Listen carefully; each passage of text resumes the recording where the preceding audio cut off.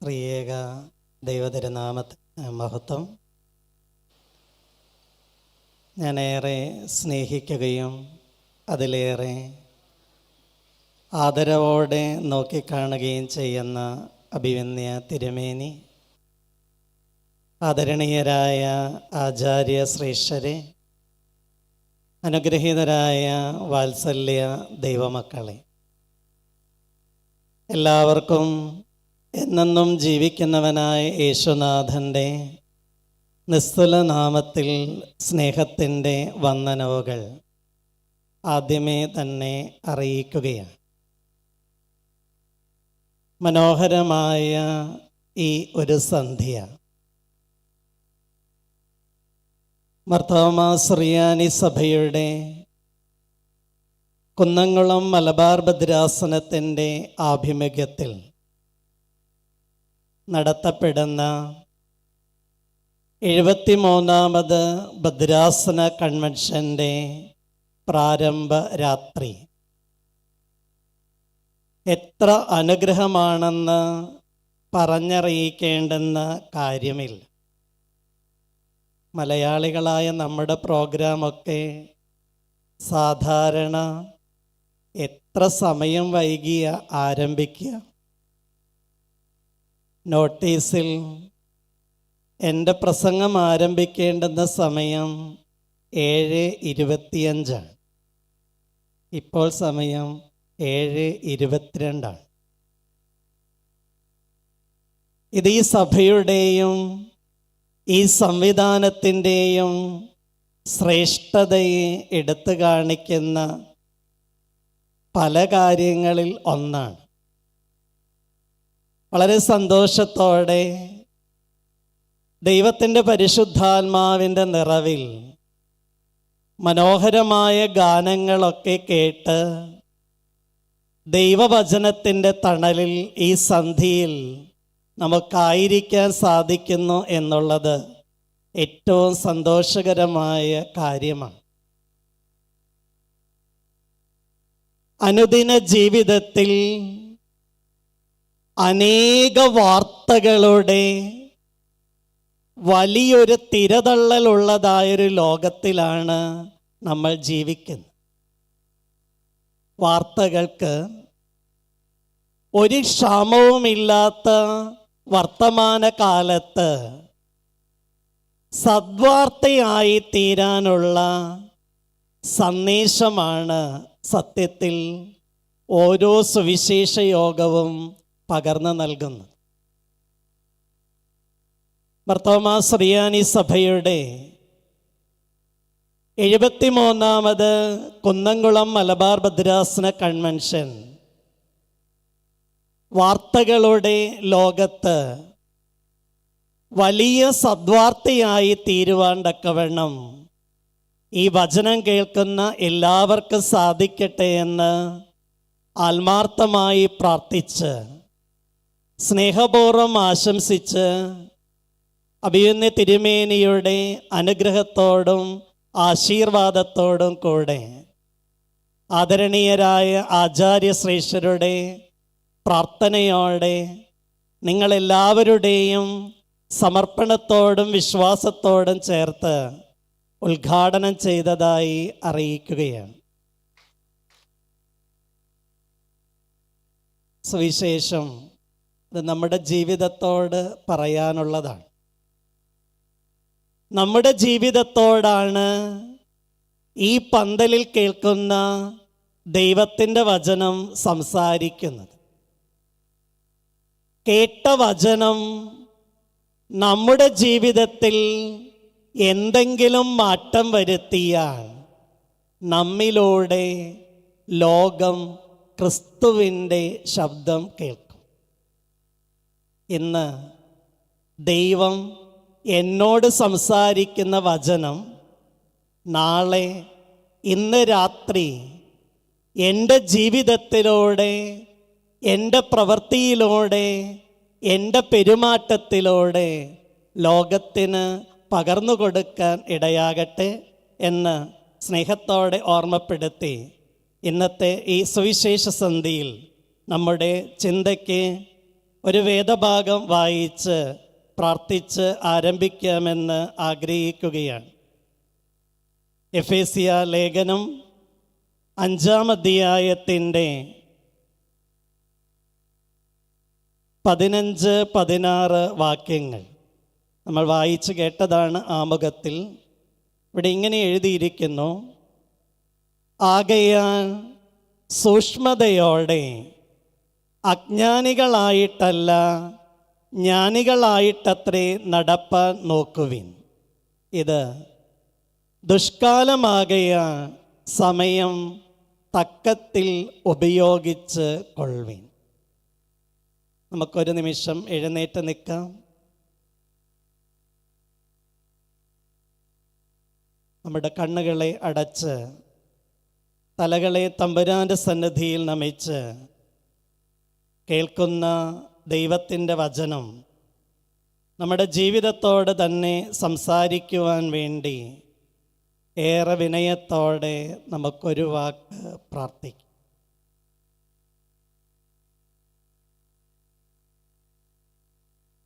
കാരുണ്യവാനും മഹാപരിശുദ്ധനുമായ ദൈവമേ, സ്വർഗീയ പിതാവേ, മനോഹരമായ ഈ നല്ല സന്ധിയിൽ നിൻ്റെ മക്കളാകുന്ന ഞങ്ങൾ നിൻ്റെ നാമത്തിൽ ഒരുമിച്ച് കൂടിയിരിക്കുന്നു. ദൈവം തമ്പുരാനെ, അങ്ങയുടെ ദിവ്യമായ വചനങ്ങളെ കേൾക്കുവാനുള്ള വാഞ്ചയോടെയാണ് ഞങ്ങൾ അടുത്ത് വന്നിരിക്കുന്നത്. കർത്താവേ, നിൻ്റെ വചനം അതേതാത്മാവിൽ എഴുതപ്പെട്ടോ അതേ ആത്മാവിൽ തന്നെ മനസ്സിലാക്കുവാൻ ഞങ്ങളെ സഹായിക്കണമേ. വചനമാകുന്ന വിത്ത് വിതയ്ക്കപ്പെടുവാൻ തക്കവണ്ണം പാകപ്പെട്ട നിലങ്ങളായി ഞങ്ങളുടെ ഹൃദയവയലുകളെ പരിവർത്തനപ്പെടുത്തണമേ എന്ന് പ്രാർത്ഥിക്കുന്നു. ദൈവം തമ്പുരാനെ, അങ്ങയുടെ വചനം കേൾക്കുന്ന നിൻ്റെ മക്കളെല്ലാവരെയും അവിടുന്ന് അനുഗ്രഹിക്കണമേ എന്ന് പ്രാർത്ഥിക്കുന്നു. ഞങ്ങളെല്ലാവരെയും അങ്ങയുടെ തിരുസന്നിധിയിലേക്ക് സമർപ്പിക്കുന്നു. അവിടുത്തെ കൃപയാൽ നിറച്ച് പരിപാലിക്കണമേ. ആയത് പിതാവിൻ്റെയും പുത്രൻ്റെയും ജീവനുള്ള പരിശുദ്ധ റൂഹായുടെയും നാമത്തിൽ തന്നെ ആമേൻ. എല്ലാവർക്കും ഇരിക്കാം.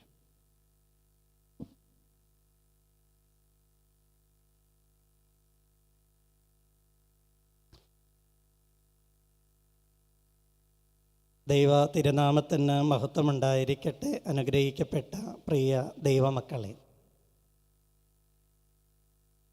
അടുത്ത കാലത്ത് ഞാൻ വായിച്ചതിൽ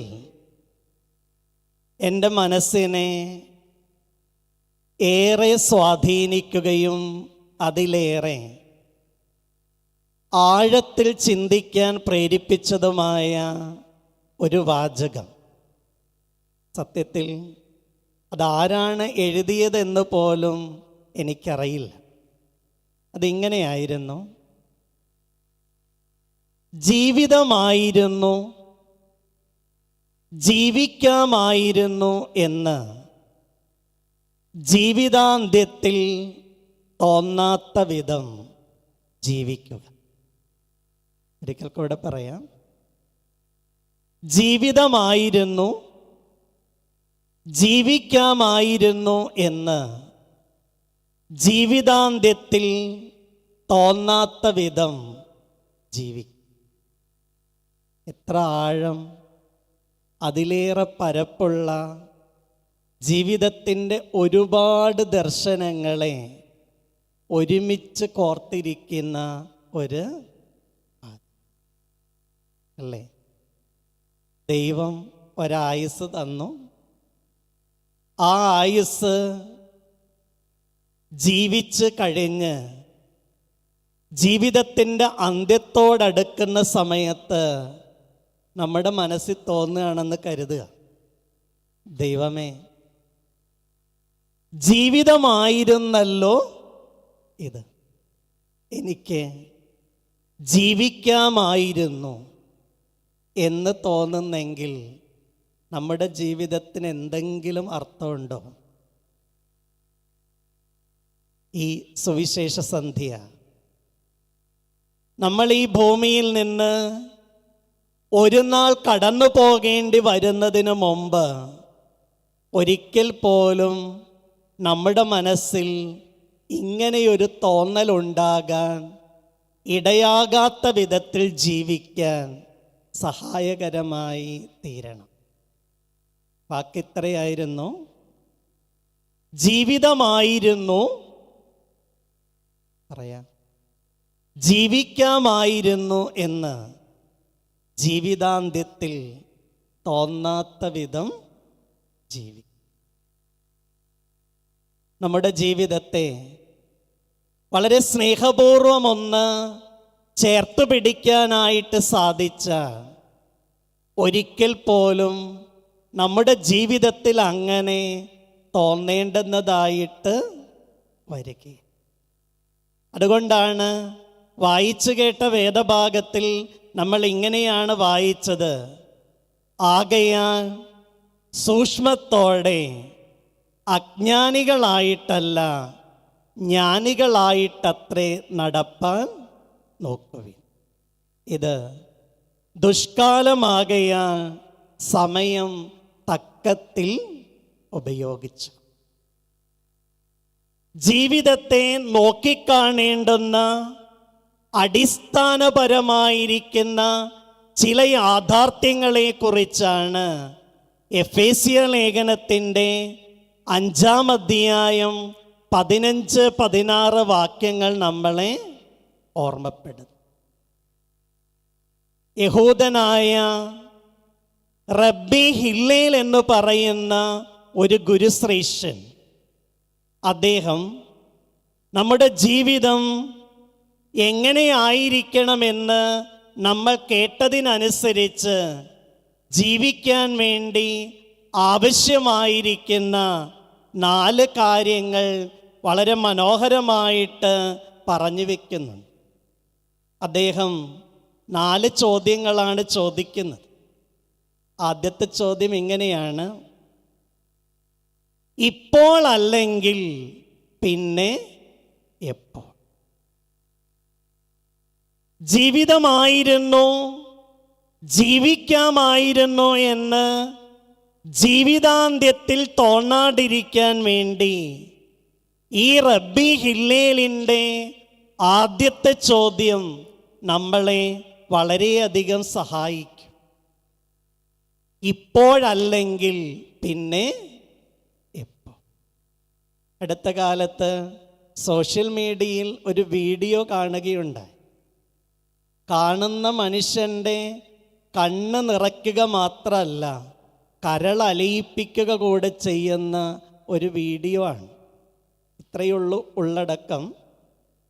ഭാര്യയും ഭർത്താവും പകല് മുട്ടനടിയാണ്. ഇവരുടെ അടി അന്തിയായിട്ടും അടങ്ങാതിരുന്ന് രാത്രി ബെഡ്റൂമിലേക്ക് ചെല്ലുമ്പോൾ പോലും ഇവരുടെ വാക്കേറ്റം ഇങ്ങനെ വല്ലാതെ അതിൻ്റെ സകല പരിധിയും വിട്ട് പോവുക. വാക്കേറ്റം ഇടയ്ക്കൊക്കെ കയ്യേറ്റം കൂടിയായിട്ട് മാറിത്തുടങ്ങി. ഇവരിങ്ങനെ വാക്കേറ്റമൊക്കെ മൂത്ത് അത് കയ്യേറ്റമായിട്ട് സന്ധ്യയ്ക്ക് കടക്കാൻ വേണ്ടി ബെഡിലേക്ക് ചെല്ലുന്നതായ ഈ കുടുംബനാഥനെ ആ സ്ത്രീ ഒരൊറ്റ ചവിട്ട് കൊടുത്തിട്ട് താഴേക്ക് തള്ളിയിടുക. വീഡിയോയിൽ ഇങ്ങനെയാ കാണുന്നത്: ആ മുറിയുടെ മൂലക്കിരിക്കുന്ന ഒരു പായെടുത്തിട്ട് ഈ മനുഷ്യൻ തറയിൽ വിരിച്ചിട്ട് കിടക്കുക. അയാൾ അവിടെ കിടക്കുമ്പോഴും കട്ടിലിൽ കയറിക്കിടക്കുന്ന ആ സ്ത്രീയുടെ വാക്ശരത്തിന് ഒരു കുറവും ഇല്ല. മുറിയുടെ ലൈറ്റ് ഓഫ് ചെയ്തതിന് ശേഷവും ഇവളുടെ വാക്കേറ്റം ഇങ്ങനെ തുടർന്നുകൊണ്ടിരിക്കുമ്പോൾ ആ ലൈറ്റ് ഓഫ് ചെയ്ത് അതങ്ങ് മയങ്ങിയിട്ട് ഇവർ മയങ്ങാൻ തുടങ്ങി. പിന്നെ വീഡിയോയിൽ കാണുന്നത് നേരം വെളുത്തെഴുന്നേറ്റ് ഈ സ്ത്രീ വീണ്ടും ലൈറ്റ് ഓൺ ചെയ്യുന്നതാണ്. ലൈറ്റ് ഓൺ ചെയ്യുന്നതിനൊപ്പം തന്നെ അവൾ വായിൽ തോന്നിയത് വിളിച്ചു പറയുന്നതും ഓണായിട്ടുണ്ട്. വീണ്ടും ഇയാളോടിങ്ങനെ വാക്ശരമൊക്കെ നടത്തിയിട്ട് അയാൾ പ്രതികരിക്കാതിരുന്നപ്പോൾ ബെഡിൽ നിന്ന് എഴുന്നേറ്റ് ഇവൾ വീണ്ടും ചെയ്യുന്നത് നിലത്ത് കിടക്കുന്ന ആ മനുഷ്യൻ്റെ കാലിന് ഒരു തൊഴി വെച്ചു കൊടുക്കുന്നത്. തൊഴിച്ച സ്ത്രീയുടെ കാല് അയാളുടെ കാലിൽ തൊട്ടതിനേക്കാൾ വേഗത്തിൽ തൊഴിച്ച അവളുടെ ചങ്കത്താണ് തട്ടിയത്. അവളൊരു സത്യം തിരിച്ചറിഞ്ഞു. ആ ശരീരത്തിൻ്റെ ചൂട് രാത്രിയിൽ എപ്പോഴോ പോയി. ഈ വഴക്കൊക്കെ ഉണ്ടാക്കി കിടന്നുറങ്ങിയ മനുഷ്യൻ നേരം വെളുത്തെഴുന്നേൽക്കുന്നതിന് മുമ്പേ ഈ ലോകത്തോട് യാത്ര. യഹൂദ ഗുരുശ്രേഷ്ഠനായ റബ്ബി ഹില്ലേൽ ദി എൽഡർ പറയുന്ന ചോദ്യം, ഇപ്പോഴല്ലെങ്കിൽ പിന്നെ? എനിക്കാരോടെങ്കിലും പിണക്കമുണ്ടായിട്ട് ഞാൻ അവരോട് ഇണങ്ങേണ്ടുന്ന സമയം ഇപ്പോഴല്ലെങ്കിൽ? ദൈവത്തിൻ്റെ വചനം പറയുന്നത് എന്താണ്? സൂര്യൻ അസ്തമിക്കുന്നത് വരെ നിങ്ങളുടെ കോപം വെച്ചുകൊണ്ട് ഇരിക്കരുത്. ആ സ്ത്രീ മനസ്സിൽ ചിന്തിച്ചിട്ടുണ്ടാവില്ലേ, ജീവിതമായിരുന്നു, ജീവിക്കാം ആയിരുന്നു. ഇപ്പോഴല്ലെങ്കിൽ പിന്നെ എപ്പോൾ എന്നുള്ള ചോദ്യത്തിന് എൻ്റെയും നിങ്ങളുടെയും ജീവിതത്തിൽ എത്ര പേരോടാണ് നമ്മളിങ്ങനെ വെറുപ്പ് വെച്ചുകൊണ്ടിരിക്കുന്നത്? സ്നേഹമുള്ളവരെ, ക്രിസ്ത്യാനി വെറുക്കാൻ വിളിക്കപ്പെട്ടവരല്ല, പിന്നെയോ പൊറുക്കാനായി വിളിക്കപ്പെട്ടവർ. അതുകൊണ്ടാണ് ഞാൻ പറഞ്ഞേ, ഈ സുവിശേഷ പന്തലിൽ ദൈവത്തിൻ്റെ സുവിശേഷം എന്നോടും നിങ്ങളോടും സംസാരിച്ചാൽ ഈ സുവിശേഷ പന്തലിലെ ഈ സുവിശേഷ യോഗത്തിന് ഒരു തുടർച്ചയുണ്ടാവുക.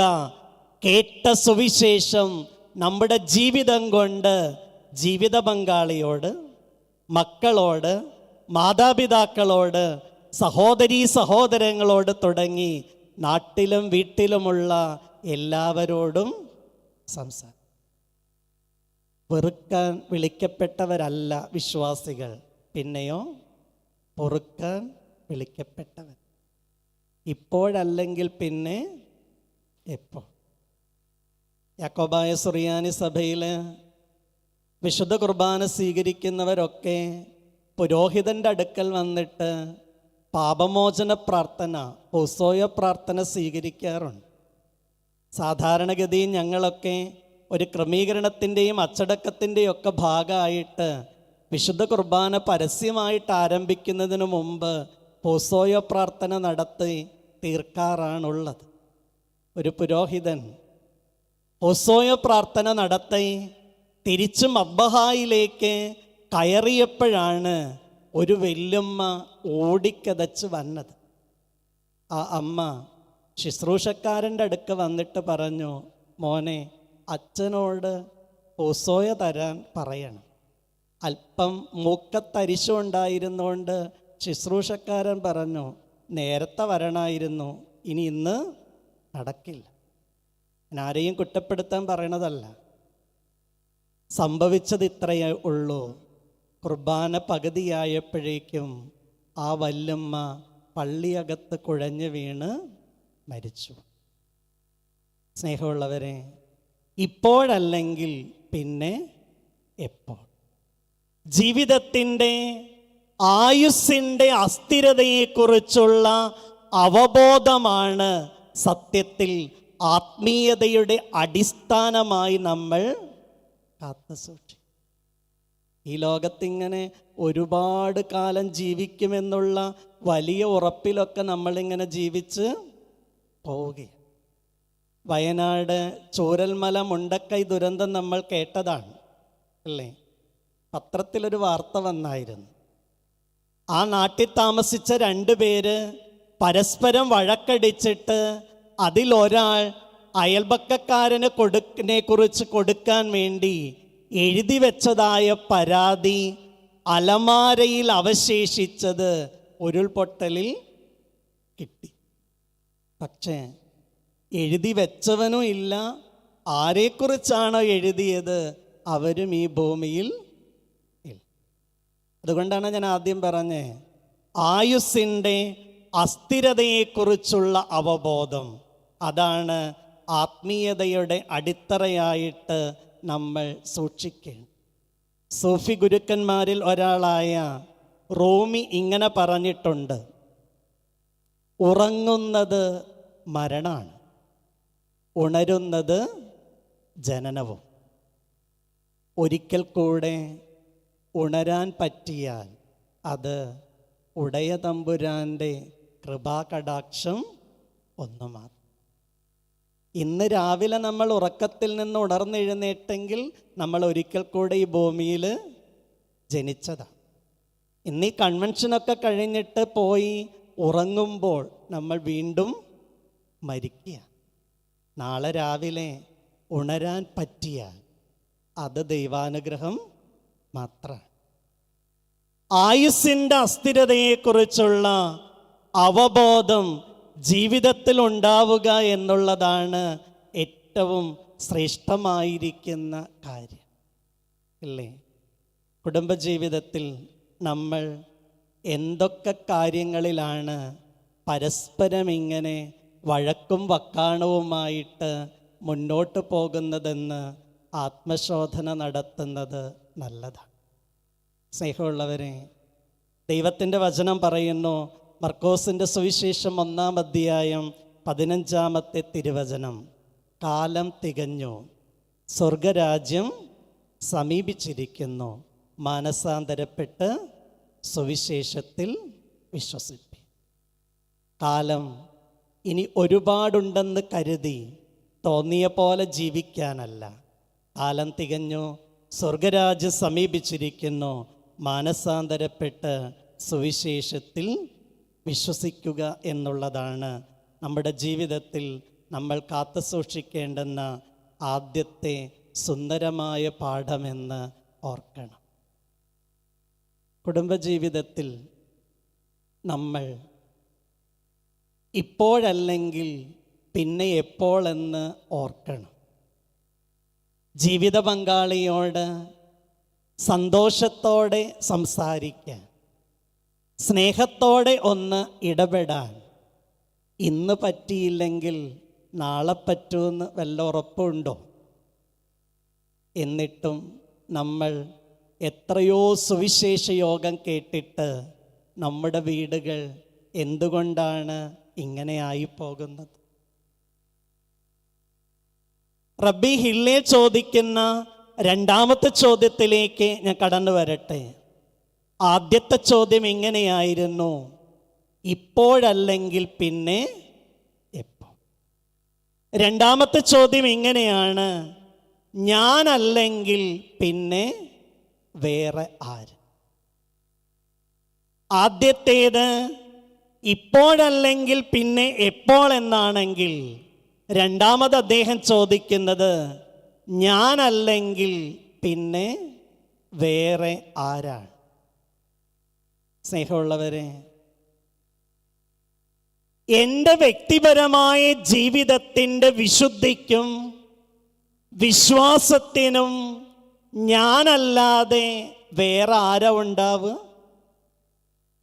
ഞാൻ ജനിച്ചു വളർന്ന പരിശുദ്ധ യാക്കോബായ സുറിയാനി സഭ, നിങ്ങൾ ജനിച്ചു വളർന്നതായിരിക്കുന്ന മലങ്കര മർത്തോമാ സഭ, ഓരോരുത്തരുടെയും മതവും സഭയും വിശ്വാസ ആചാരങ്ങളും ഒക്കെ ഒരുപാട് ശ്രേഷ്ഠമാണെന്നിരിക്കെ നമ്മളത് സ്വാംശീകരിക്കുന്നില്ലെങ്കിൽ എന്തെങ്കിലും പ്രയോജനം ഉണ്ടാവണ്ടോ?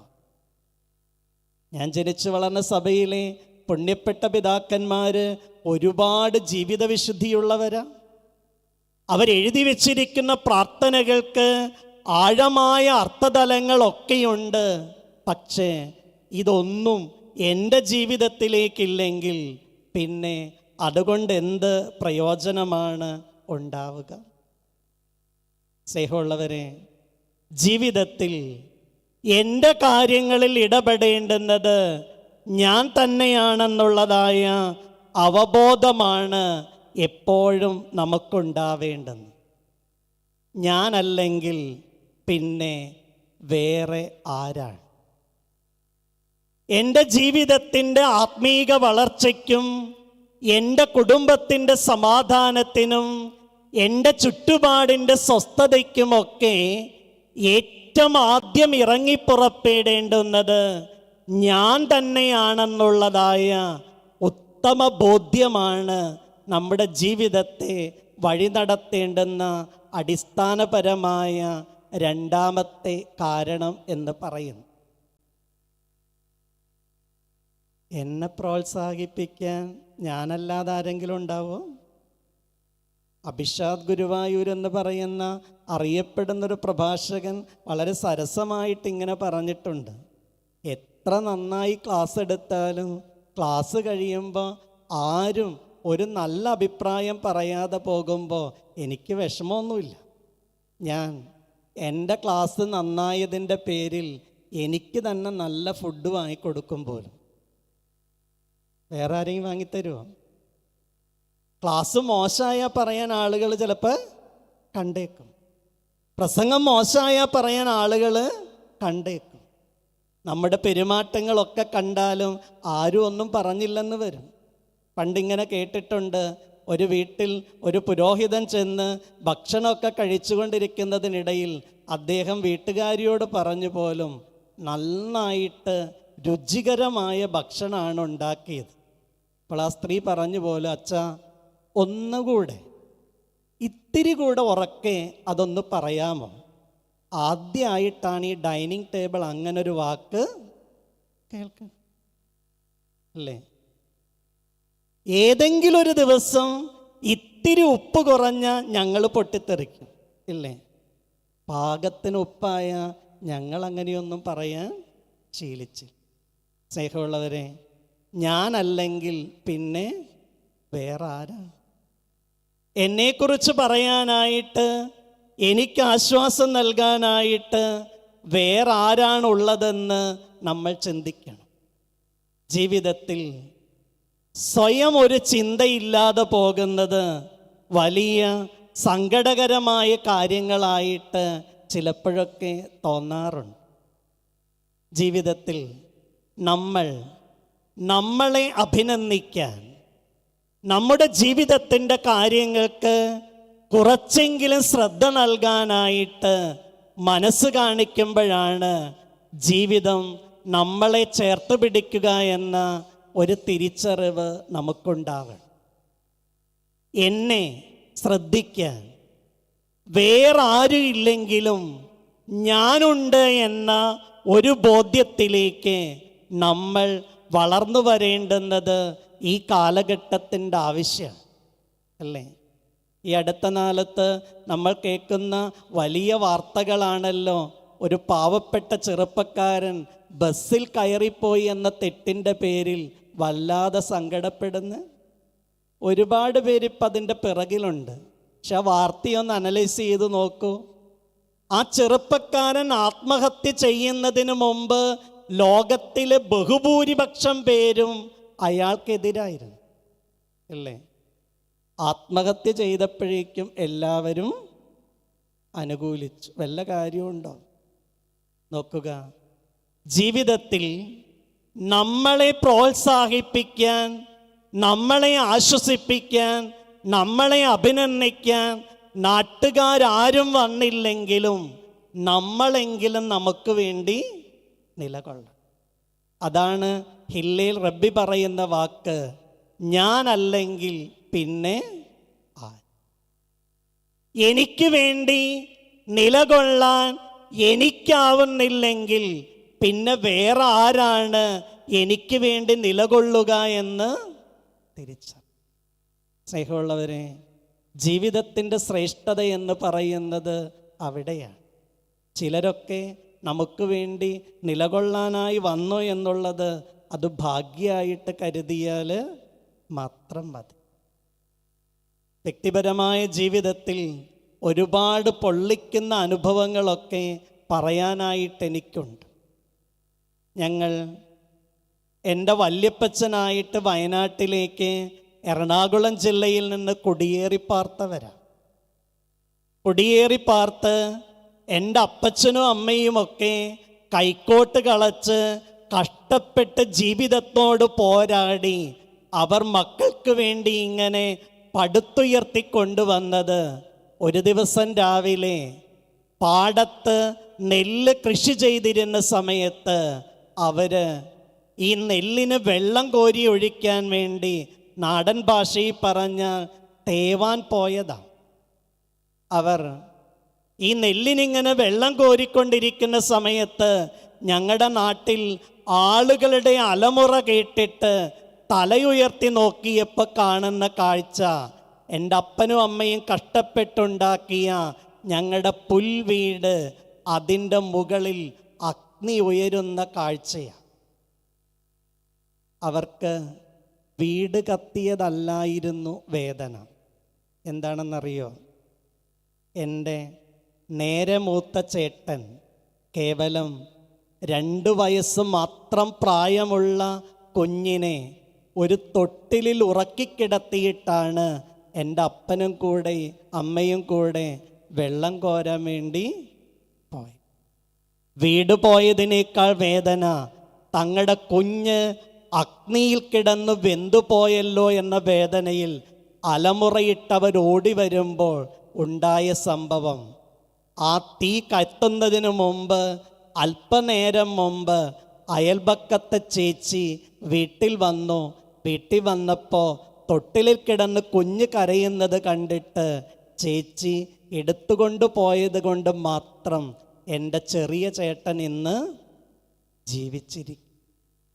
സ്നേഹമുള്ളവരെ, ആ വീട് മുഴുവൻ കത്തി അമർന്ന സമയത്ത് ഞങ്ങളുടെ നാട്ടിലെ ഒരു തേനുങ്കൽ കുടുംബത്തിൽ നിന്നൊരു ചേട്ടൻ വന്നിട്ട് എൻ്റെ അപ്പച്ചൻ പറഞ്ഞ ഓർമ്മയുണ്ട്. ആ മനുഷ്യൻ വന്നിട്ട് പുതിയ വീട് വെച്ച് കെട്ടി എൻ്റെ വല്യപ്പച്ചന് കഞ്ഞി വെച്ച് വിളമ്പിക്കൊടുത്തിട്ടാണ് അയാൾ തിരികെ വീട്ടിൽ പോയത്. എനിക്ക് വേണ്ടി ഞാൻ ഇല്ലെങ്കിലും ചിലരൊക്കെ ദൈവത്തിൻ്റെ ദൂതന്മാരായി അയക്കപ്പെടും. ജീവിതത്തിൽ ഞാൻ എനിക്ക് വേണ്ടി നിലകൊള്ളാൻ, ഒപ്പം മറ്റുള്ളവർക്ക് വേണ്ടി നിലകൊള്ളാൻ എത്രമാത്രം നിലപാടുകൾ നമ്മൾ എടുത്തിട്ടുണ്ട്. സ്നേഹമുള്ളവരെ, വേഗത്തിൽ പറഞ്ഞ് കടന്നു പോവുകയാണ്. റബ്ബി ഹില്ലിൽ പറയുന്ന 3ാമത്തെ ഒരു ചോദ്യമുണ്ട്. ആദ്യത്തേത് ഇപ്പോഴല്ലെങ്കിൽ പിന്നെ എപ്പോൾ. 2 ഞാനല്ലെങ്കിൽ പിന്നെ വേറെ ആര്.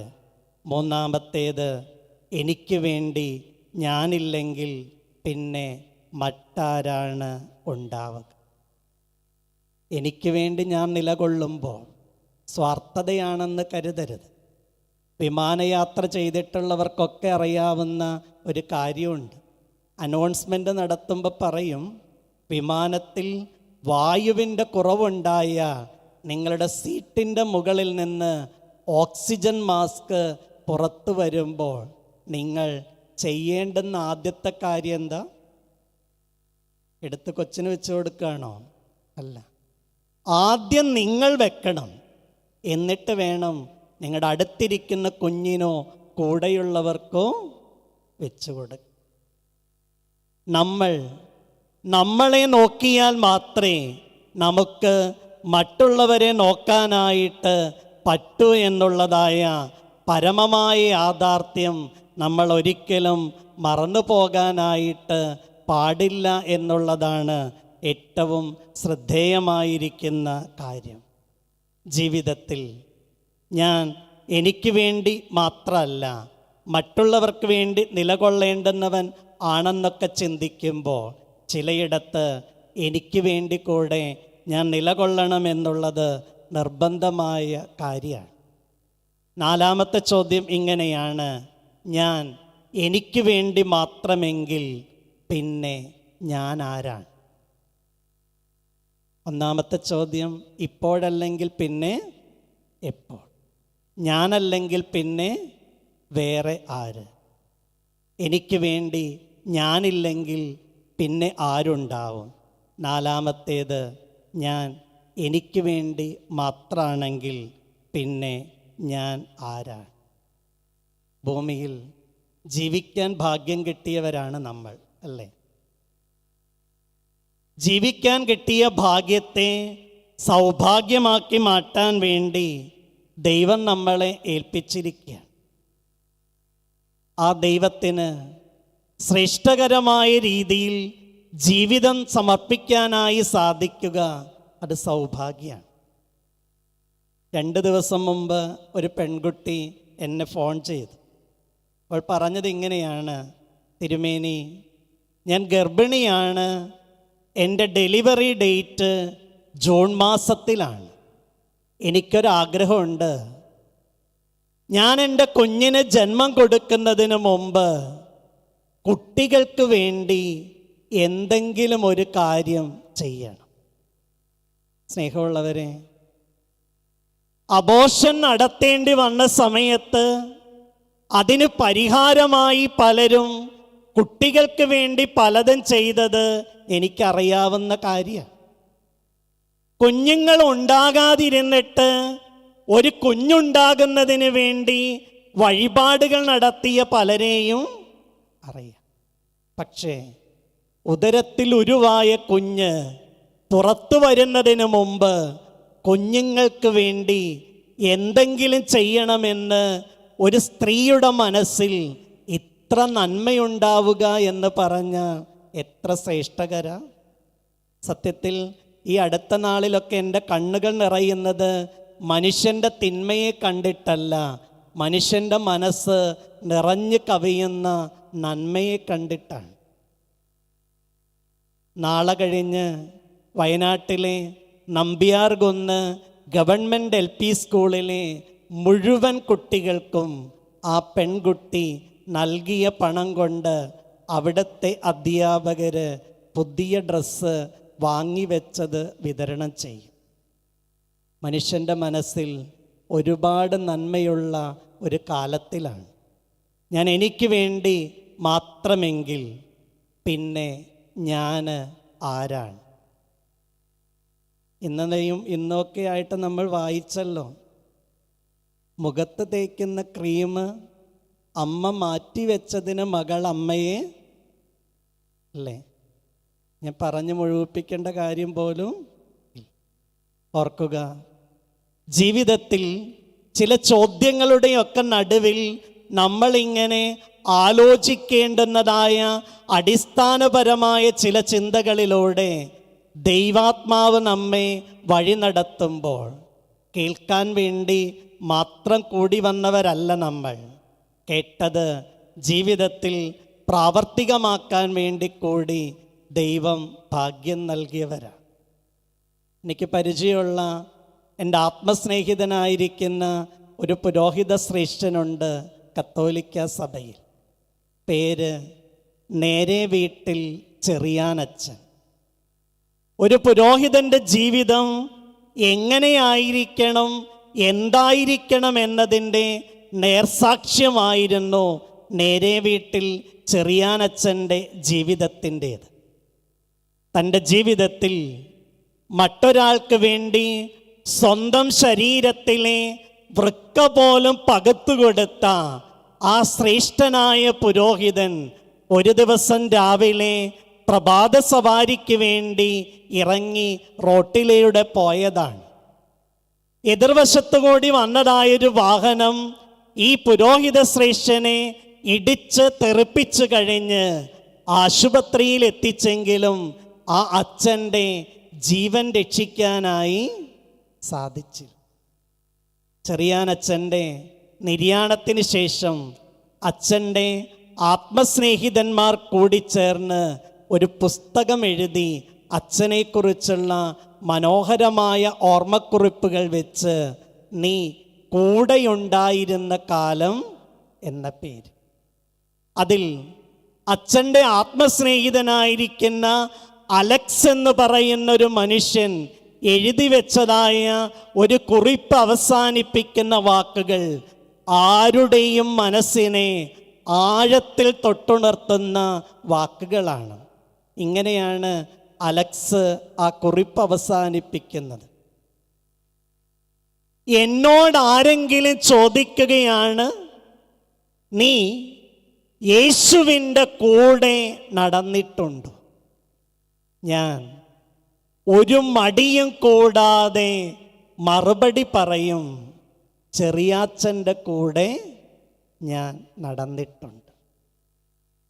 എന്നോട് ആരെങ്കിലും ചോദിക്കുകയാണ്, നീ യേശുവിൻ്റെ കൂടെ നടന്നിട്ടുണ്ടോ? മടി കൂടാതെ ഞാൻ മറുപടി പറയും, ചെറിയാച്ചൻ്റെ കൂടെ ഞാൻ നടന്നിട്ടുണ്ട്. സ്നേഹമുള്ളവരെ, ഒരു പുരോഹിതന് ഇതിനേക്കാൾ വലിയൊരു സാക്ഷ്യം വേറെ എവിടെ നിന്ന് കിട്ടാനാ? നമ്മുടെ കൂടെ എത്ര പേര് നടക്കുന്നുണ്ട്? നമ്മുടെ കൂടെ കിടക്കുന്നവരുണ്ട്, നമ്മുടെ കൂടെ ജീവിക്കുന്നവരുണ്ട്. അവര് നമ്മുടെയൊക്കെ കൂടെയുള്ള നടപ്പും ജീവിതവും കിടപ്പും ഒക്കെ ആരുടെ കൂടെയുള്ളത് പോലെ ആയിരിക്കും തോന്നുക? യേശുവിൻ്റെ കൂടെ എന്ന് തോന്നിയില്ലെങ്കിലും കുഴപ്പമൊന്നുമില്ല അല്ലേ? അവരുടെ മനസ്സിൽ ആരുടെ കൂടെ എന്നായിരിക്കും? ഞാനിങ്ങനെ ചിന്തിക്കുന്നുണ്ട്, മലബാർ ഭദ്രാസനത്തിലെ വൈദികര് എൻ്റെ കൂടെയുള്ള ശുശ്രൂഷ ജീവിതത്തെക്കുറിച്ച് ആരുടെ കൂടെയുള്ള ജീവിതം എന്നായിരിക്കും അവരുടെ മനസ്സിൽ തോന്നുന്നത്? ഞാൻ എനിക്ക് വേണ്ടി മാത്രമെങ്കിൽ പിന്നെ ഞാൻ ആരാണ്? ഞാൻ എനിക്ക് വേണ്ടി മാത്രമല്ലാതാകുമ്പോഴാണ് സത്യത്തിൽ ഞാൻ ആരെങ്കിലുമായി തീരുക എന്നുള്ള ഒരു തിരിച്ചറിവാണ് നമ്മുടെ ജീവിതത്തിന് ആവശ്യം വേണ്ടുന്ന കാര്യം. നമ്മുടെ കുടുംബങ്ങളിലൊക്കെ ഇന്ന് പലപ്പോഴുള്ള ജീവിതം നരകതുല്യമായി തീരാറില്ലേ? അടുത്ത കാലത്ത് വായിച്ച ഒരു പുസ്തകമുണ്ട്, ഒരു കവിതാ സമാഹാര. എനിക്ക് ആ കവിതയേക്കാൾ ഇഷ്ടപ്പെട്ടത് ആ പുസ്തകത്തിൻ്റെ പേര് തന്നെയാണ്. പേരെന്താണെന്നറിയാമോ?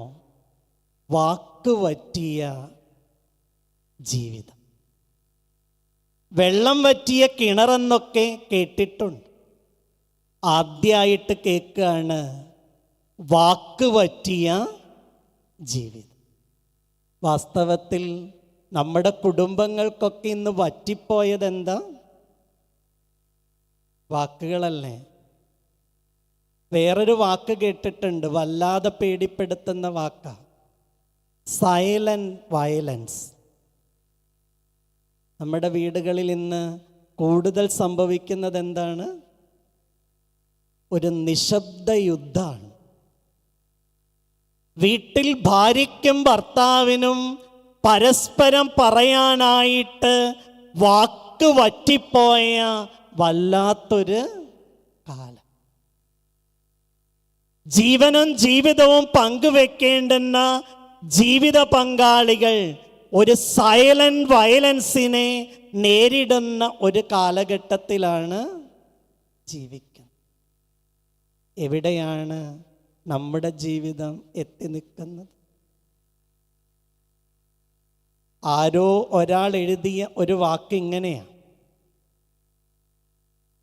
അകന്ന് നിൽക്കാൻ, അകറ്റി നിർത്താൻ 1000 കാരണങ്ങൾ ഉള്ളപ്പോൾ ചേർന്ന് നിൽക്കാൻ, ചേർത്ത് നിർത്താൻ ഒരു കാരണം കണ്ടെത്തിയവനെ നിന്നെ സുവിശേഷം മണക്കും. അകന്ന് നിൽക്കാൻ, അകറ്റി നിർത്താൻ 1000 കാരണങ്ങൾ ഉള്ളപ്പോൾ ചേർന്ന് നിൽക്കാൻ, ചേർത്ത് നിർത്താൻ ഒരു കാരണം കണ്ടെത്തിയവനെ നിന്നെ സുവിശേഷം മണക്കും. ഇതൊരു സുവിശേഷ യോഗമാണ് അല്ലേ? ഈ സുവിശേഷ യോഗത്തിൽ കഴിഞ്ഞു പോകുമ്പോൾ നമ്മളെ മണക്കേണ്ടുന്നത് സുവിശേഷത്തിൻ്റെ മണാണ്. അമ്മയ്ക്കെഴുതിയ കത്ത് എന്ന പേരിൽ ഇൻ്റർനെറ്റിൽ ഒരു ചെറിയ ഷോർട്ട് ഫിലിമുണ്ട്. സ്കൂൾ വിദ്യാർത്ഥികൾ നിർമ്മിച്ചതാണ്. അതിനകത്ത് അന്ധയായ ഒരു പെൺകുട്ടി കൂട്ടുകാരിയോടൊത്ത് നടന്ന് നീങ്ങുമ്പോൾ അവരുടെ അടുത്തുകൂടി പോയ ആൺസുഹൃത്ത് ഒന്നും മിണ്ടാതെ പോകുമ്പോൾ അവൾ ചോദിക്കുകയാണ്, ശ്രീജേഷ്, നീ എന്താ ഒന്നും മിണ്ടാതെ പോണത്? അപ്പം കൂട്ടുകാരി ചോദിച്ചു, നിനക്കല്ലേ കണ്ണ് കാണില്ല എന്ന് പറഞ്ഞത്? പിന്നെങ്ങനെയാണ് പോയത് ശ്രീജേഷാണെന്ന് ഒന്നും മിണ്ടാതെ പോയപ്പോൾ നിനക്കറിഞ്ഞത്? അപ്പോൾ അവൾ പറഞ്ഞ മറുപടി ഇങ്ങനെയാണ്, അത് നിനക്കറിയില്ലേ, ആ രാസ്നാദിപ്പൊടിയുടെ മണം, അവനൊരു മാറാ ജലദോഷിയല്ലേ. തുടർന്നുള്ള വാക്കുകളാണ് അതിനേക്കാൾ ശ്രദ്ധേയമായത്. ആ ടെലിഫിലിമിൽ ഇങ്ങനെയാണ് പറയുന്നത്, ഓരോരുത്തർക്കും ഓരോ മണമുണ്ട്. സൈന ടീച്ചർക്ക് അത്തറിൻ്റെ, സോമൻ മാഷന് മുറുക്കാൻ്റെ, അച്ഛന് വിയർപ്പിൻ്റെയും കള്ളിൻ്റെയും, അമ്മയ്ക്ക് കരിയുടെയും പുകയുടെയും, പിന്നെ നിനക്കാണെങ്കിൽ നല്ല കാച്ചിയ വെളിച്ചെണ്ണയുടെ മണം. ഓരോരുത്തർക്കും ഓരോ മണമുണ്ട്. അകന്നു നിൽക്കാനും അകറ്റി നിർത്താനും 1000 കാരണങ്ങൾ ഉള്ളപ്പോൾ ചേർന്ന് നിൽക്കാൻ, ചേർത്ത് നിർത്താൻ ഒരു കാരണം കണ്ടെത്തിയവനെ നിന്നെ സുവിശേഷം മണക്കും. സുഗന്ധവർഗങ്ങളുടെ മണമുള്ളവരാകാനല്ല ക്രിസ്ത്യാനികൾ വിളിക്കപ്പെട്ടവർ. സുവിശേഷത്തിൻ്റെയും സുഹൃത ജീവിതത്തിൻ്റെയും സുന്ദരമായ സുഗന്ധം പേറുന്നവരായി തീരാനാണ് സ്വർഗത്തിലെ ദൈവം നമ്മൾ ഓരോരുത്തരെയും വിളിച്ചത്. വാർത്തകൾ കൊണ്ട് നിറഞ്ഞൊരു ലോകത്തിൽ സദ്വാർത്തയാകാനുള്ള സന്ദേശവുമായിട്ടാണ് ഈ കുന്നംകുളം മലബാർ ഭദ്രാസന കൺവെൻഷൻ്റെ 73ാമത് യോഗം നമ്മൾ ആരംഭിച്ചിരിക്കുന്നു. സ്നേഹമുള്ളവരെ, ഞാൻ എൻ്റെ വാക്കുകൾക്ക് വിരാമം കുറിക്കാൻ ആഗ്രഹിക്കുകയാണ്. കേട്ട വചനം ജീവിതത്തോട് സംസാരിക്കാൻ ഇടയായിത്തീരണം. അവിടെയാണ് സുവിശേഷം നമ്മൾ അതിൻ്റെ സാക്ഷികളായിത്തീരുന്ന മനോഹര സന്ധിയായിട്ട് ഇത് മാറ്റപ്പെടുക. ജീവിതത്തിൽ ക്രിസ്തുവിൻ്റെ സാക്ഷികളായി തീരാൻ ഈ സന്ധ്യ നമ്മെ സഹായിക്കട്ടെ. തലകളെ വണക്കാം, കണ്ണുകളെ അടയ്ക്കാം. കേട്ട വചനത്തെ ജീവിതത്തോട് നമുക്ക് സ്നേഹപൂർവ്വം ചേർത്ത് പിടിക്കാം.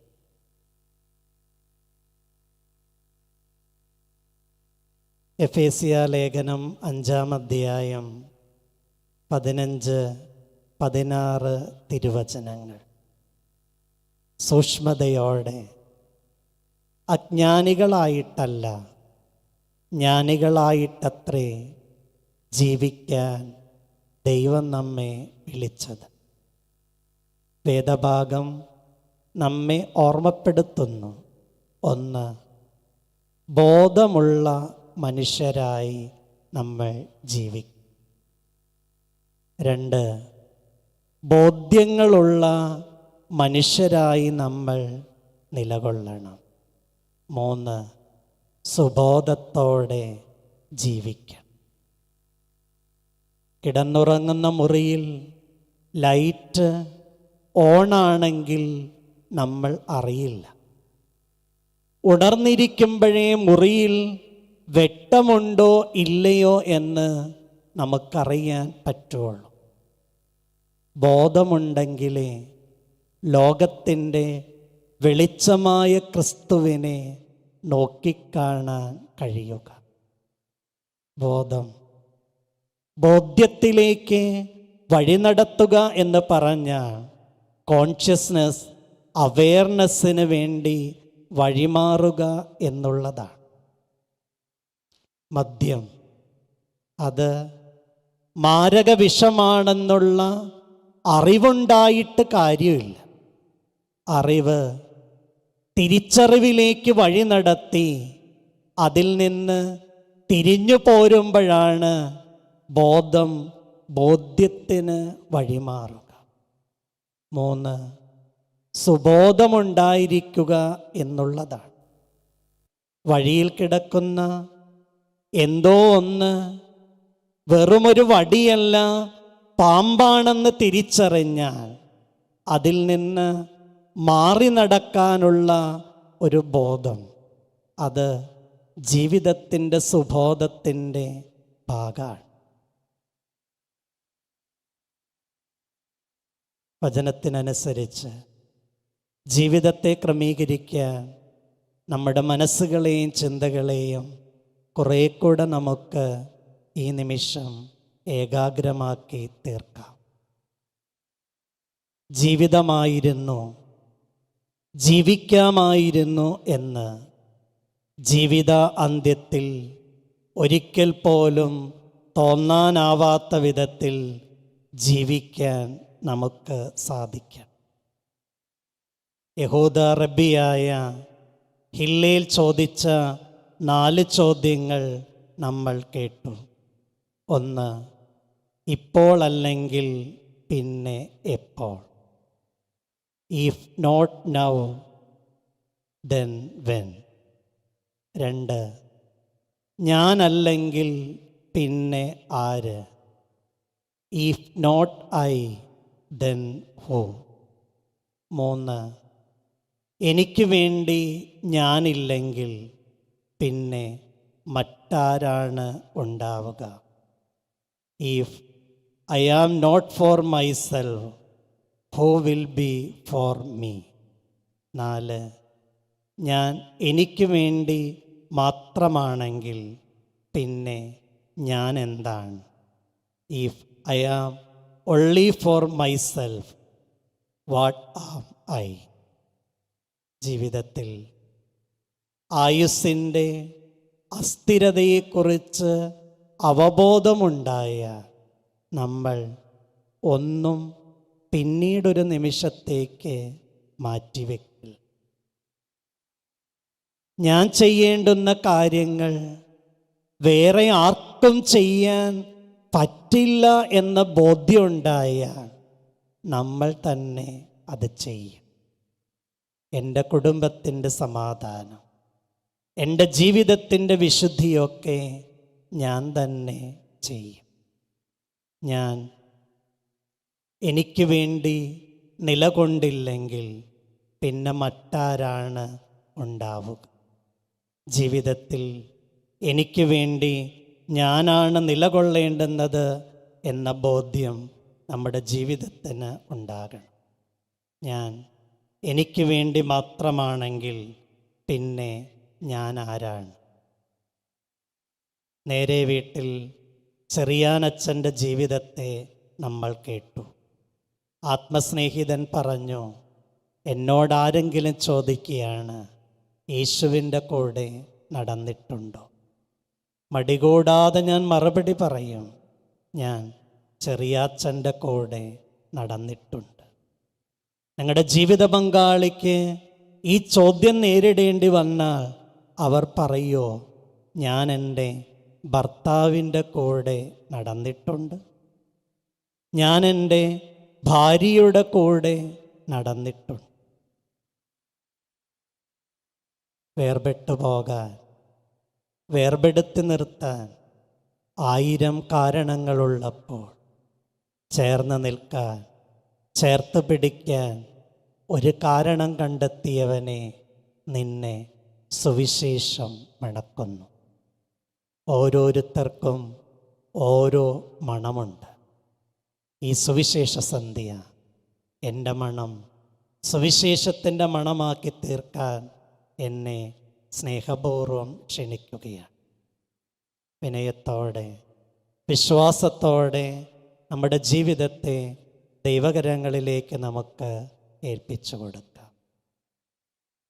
ഏറ്റവും എളിമയോടെ വിനയത്തോടെ ഒരു വാക്ക് പ്രാർത്ഥിക്കും.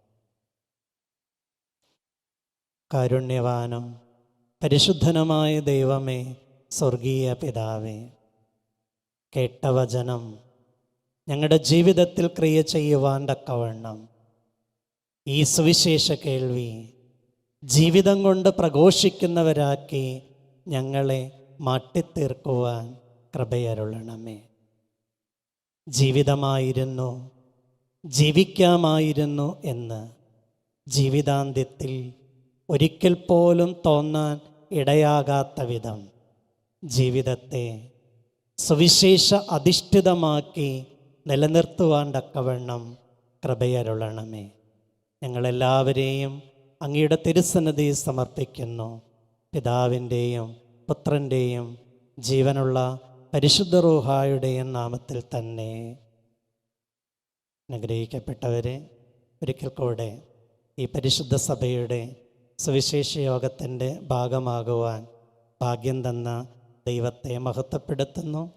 അനുവാദവും അവസരവും നൽകിയ അഭിവന്യ തിരുമേനിയോട്, ഇതിൻ്റെ ഭാരവാഹികളോട്, ശ്രദ്ധാപൂർവം കേട്ടിരുന്ന നിങ്ങളെല്ലാവരോടുമുള്ള ഹൃദയപൂർവമായ നന്ദി, സ്നേഹം അറിയിച്ചുകൊണ്ട് വാക്കുകൾ നിർത്തുന്നു. നിങ്ങളുടെ പ്രാർത്ഥനയിൽ ബലഹീനനായ എന്നെയും കൂടി ഓർക്കണമേ എന്ന് ഓർമ്മപ്പെടുത്തി വാക്കുകൾ നിർത്തുന്നു. ദൈവം അനുഗ്രഹിക്കട്ടെ.